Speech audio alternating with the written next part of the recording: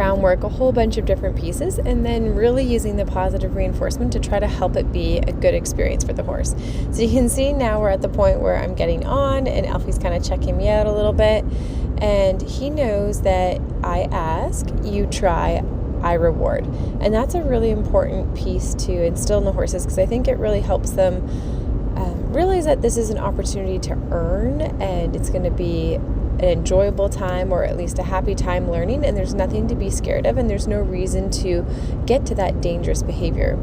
In some other programs, people buck them out, they'll put straps around them, pull on them, make them, run around until they essentially are kind of exhausted and give up.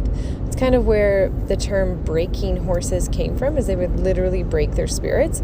Sometimes they would actually legit lie horses down by roping them up, and then they would just use flags and all sorts of things and just basically do that to the horse until they were so flooded to the point that they just completely gave up altogether.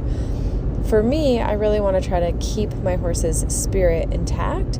I want them to feel part of the learning process, and I want them to enjoy learning. Most importantly, I want them to be able to think all the way through all of the tasks that we're doing. I want them to be able to stay calm, so that way when somebody else starts to work with them, it's not going to be overwhelming for them. And then that way they just stay a lot safer all around. I'm definitely at a point in my life where I don't feel like getting bucked off or riding through a whole bunch of bucks. I just want to stay safe. I'm a mom. I've got 2 little kids. I've got another job that I work. So I just want this to be a fun, enjoyable process for everybody. And I don't mind if it takes a couple extra sessions for us to get the trotting happening and all of those other things. I'd rather it be super safe and super easy going. Ultimately, if I were a horse, I would want to be trained by me. And that's kind of how I want to look at training is, if I were in the horse's hooves, would that be a method that I would want to be trained by? And definitely because I get a whole bunch of cookies. So I think that's a pretty good deal. Hey Harmonizers, it's time for a video with Alfie the Mustang, who's going to be going for his first ever ride, which is super exciting that he's finally gotten to this point in his training that we feel totally comfortable with him. So we've done mounting block work with him before this session, but this is going to be the first time actually taking him for a little ride. And I wanted to show you guys a really realistic view of kind of how that looks like with our process, because there's lots of different ways to start horses, and the way that we do that with Harmony Horsemanship is very different than a lot of programs out there. So for me, my favorite way to start horses is to really break things down and do a bunch of different steps along the way: the mounting block work, the long lining, groundwork, and all of the other pieces, including learning about passive leadership and positive reinforcement. And then we finally get to this part here where we're starting to do sitting on him fully, and that's after doing the leaning on him, mounting from the ground, all of those different pieces to help him be used to the weight, so he's as prepared as possible before he gets to this point. And then when we're here, we really want to give him time to think about things, so that way he's a willing participant along the whole way. So you can see he's allowed to look at me, check me out, realize that I'm still there. And then I have my ground support person that is able to guide my horse through what I'm asking them to do.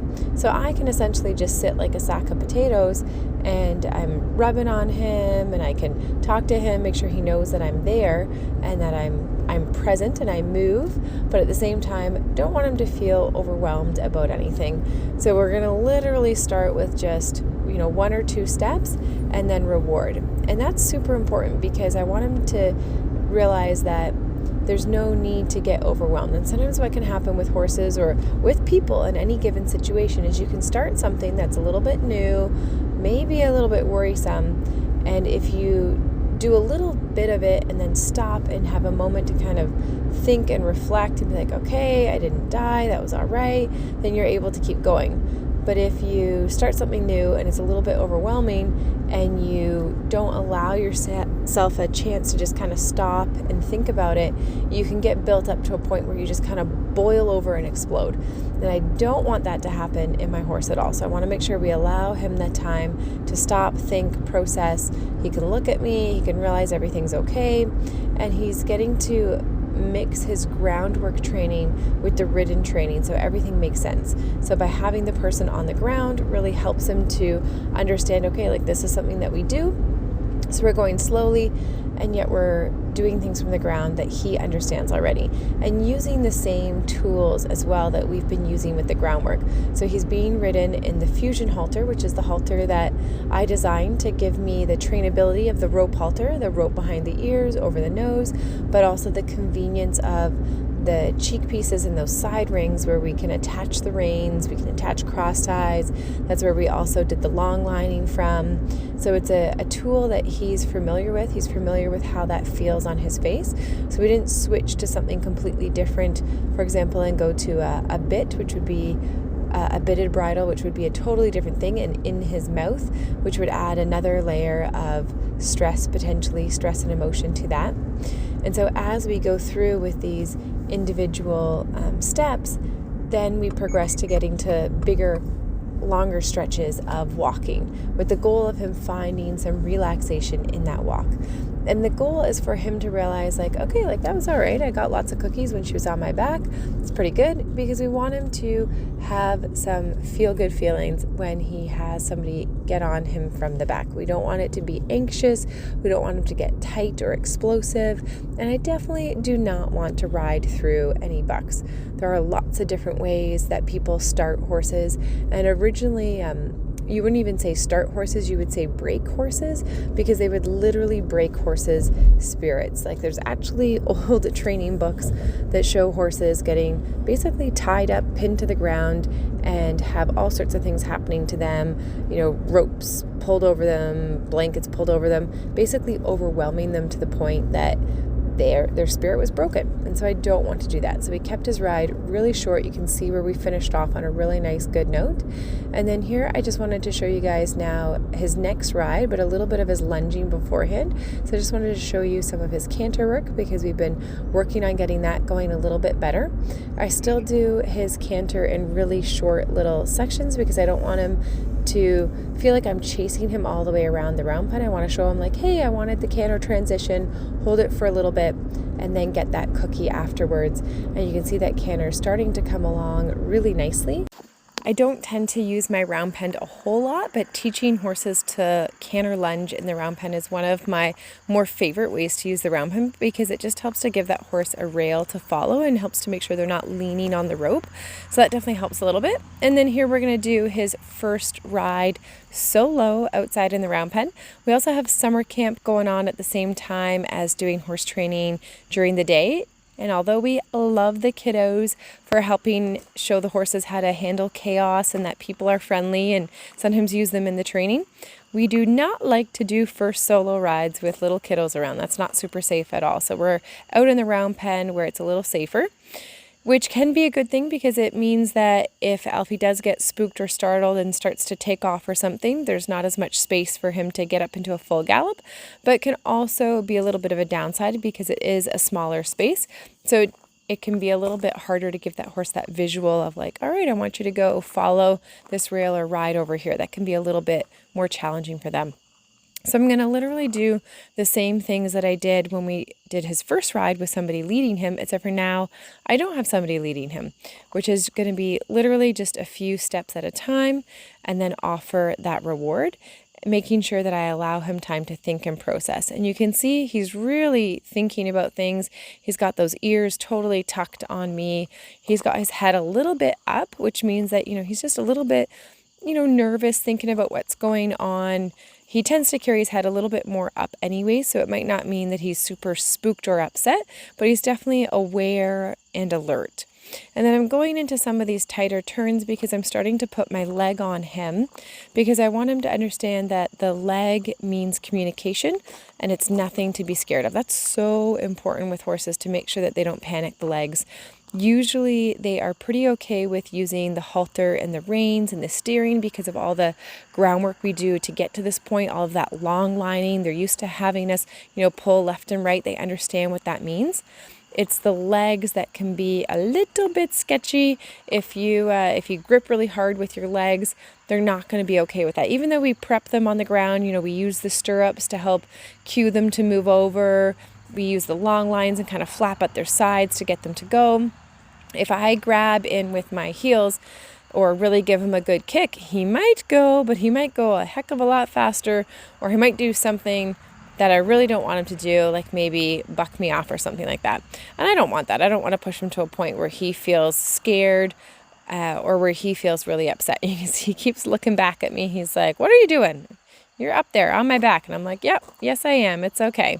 And as he tries to put his head down there, I try to allow him the space to do that, allow the reins to go through my hands. I love rope reins for that reason. It makes it easy to hold the rein or allow them to slide through my rein rather than having a braided rein or something that's got notches in it. That makes it very hard to have really good feel and timing with the horse.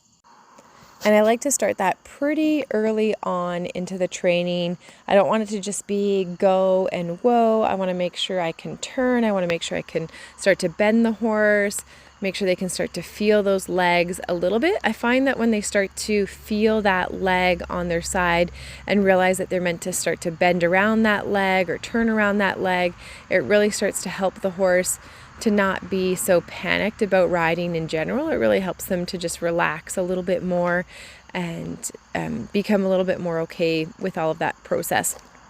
And whenever I'm training the horse, I'm thinking to myself, if I were a horse, would I want to be trained by me? And for me, I think I would, because I like getting lots of cookies. I think that'd be a pretty good way to go. And I try really hard to make sure that the horses stay relaxed through the whole process. You can see he gets to look at me, he gets to see me, and I don't mind if it takes, a couple extra sessions. We do more sessions at walk.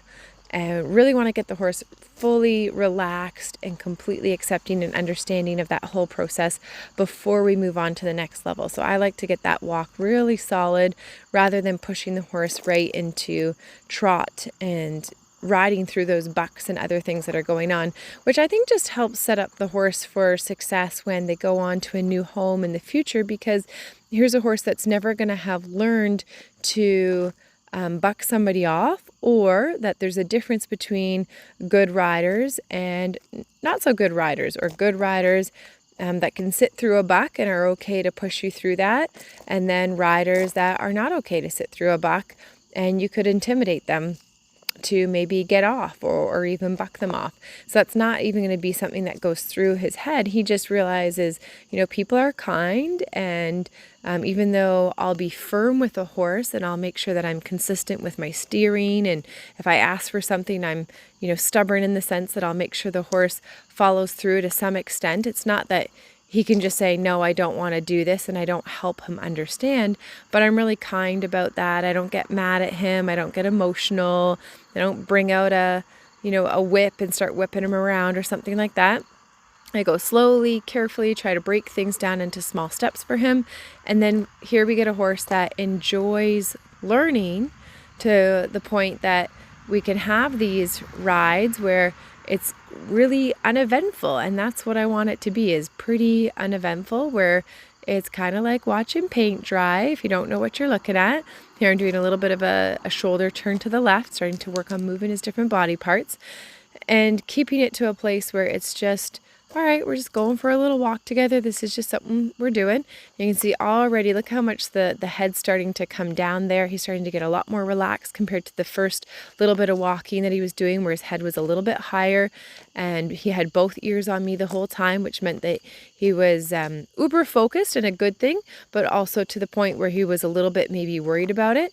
Now you can see his head was a lot lower when he was walking around, and then his ears were kind of flicking forward and back, so he felt relaxed enough that he could kind of look around a little bit at other things and kind of be paying attention to things, not just me. So he's doing a really great job here. Look at that head coming down really nicely, getting some good walking steps here after doing some moving around of those different body parts a little bit. And he's starting to really understand that whole process. So he's coming along super awesome with this riding piece. And my goal for him is going to be to do several riding sessions just at the walk, get him really loosey-goosey at that, where he just feels really smooth like butter, where he just understands, he's totally okay with that. And then once he is, then we're going to start to try to add in that trot. Now, as we're going to be working on this stuff at the riding, at the walk, we're still going to be working on that energy and different transitions for his groundwork, so that way we keep improving his trot and his canter balance and his emotional control for that energy piece while we're on the ground. And then he'll be more ready when we get into the saddle to do that as well. So we're still going to be doing that groundwork, keeping going with this rhythm work. And look how amazing this walk is getting. He's just moving so smoothly, so rhythmically there. He's really looking confident in that walk, that really loose rein. So he's already learning to have some of that emotional control and that self-carriage there. And then here doing a little bit of a backup, making sure he totally understands that whole thing. So I'm like, all right, this is awesome and a great way to end his ride. So I hope you guys enjoyed his first rides. Thanks for watching, guys. Remember to subscribe and check out harmonyhorsemanship.com for even more learning.